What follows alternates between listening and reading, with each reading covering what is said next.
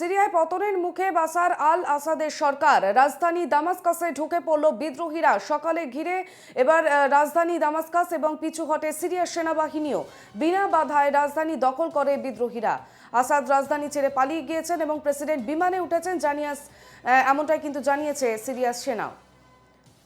বিস্তারিত জানবো, টেলিফোন লাইনে রয়েছেন আমাদের প্রতিনিধি বাসব রায়। বাসব, হ্যাঁ, সেটা ঘটনা হচ্ছে যে এখন যে সিরিয়ার পরিস্থিতি, এটা আজকের থেকে না, সিরিয়ার বেশ গত কয়েক মাস ধরেই সিরিয়ার পরিস্থিতির অবনতি হচ্ছিল এবং দেখা যাচ্ছে সেটা হচ্ছে আল জইশ নামে একটা উগ্র বলবো না, বিদ্রোহী সংগঠন, তারা আরেকটা সংগঠনের সঙ্গে জোট বেঁধেছে। যৌথ বাহিনী গত দুদিন ধরেই এগিয়ে যাচ্ছিল দামাস্কাসের দিকে। সিরিয়ার ছোট ছোট শহরগুলো দখল করে এখন দামাস্কাস ঘিরে ফেলছে। সিরিয়ার যিনি প্রেসিডেন্ট আল আসাদ, তিনি পালিয়েছেন, এখন প্রধানমন্ত্রী আছেন।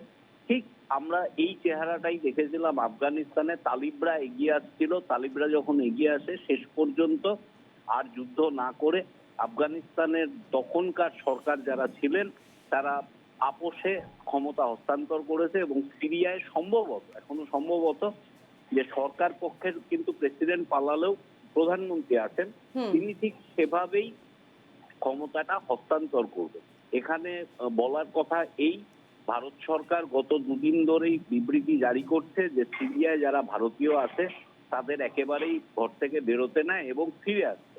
এবং এই মুহূর্তে গতকাল থেকে ভারত থেকে সিরিয়াগামী যে বিমানগুলো সেগুলো সব বন্ধ করে দেওয়া হয়েছে। এটা ভারতের অবস্থান। আর তবে সিরিয়ায় ভারতীয় লোক সংখ্যা খুব কম, মাত্র 90 জন আছেন, তার মধ্যে 14 জন হচ্ছে ইউনাইটেড নেশনের কর্মী। এই হচ্ছে ভারতের দিক থেকে পরিস্থিতি। কিন্তু এর ব্যাপক আন্তর্জাতিক প্রেক্ষাপট সেটা হচ্ছে সিরিয়া নিয়ে গত 1-1.5 বছর ধরে এই ঝামেলাটা চলছে। সিরিয়া, ইরাক, ইরান একসঙ্গে।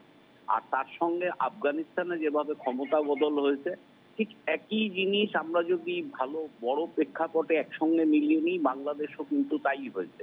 বাংলাদেশেও কোনো যুদ্ধ হয়নি, একটা বিদ্রোহী শক্তি, যদিও তারা ছাত্র, তার মধ্যে একটু গণতন্ত্রের মোড়ক ছিল, কিন্তু বিষয়টা এক। সিরিয়া, আফগানিস্তান, বাংলাদেশ সব ক্ষেত্রেই একটা শক্তি এসছে এবং সরকার বেশ বাসব, আমরা আবারও পরে আপডেট নেব। আপাতত ধন্যবাদ।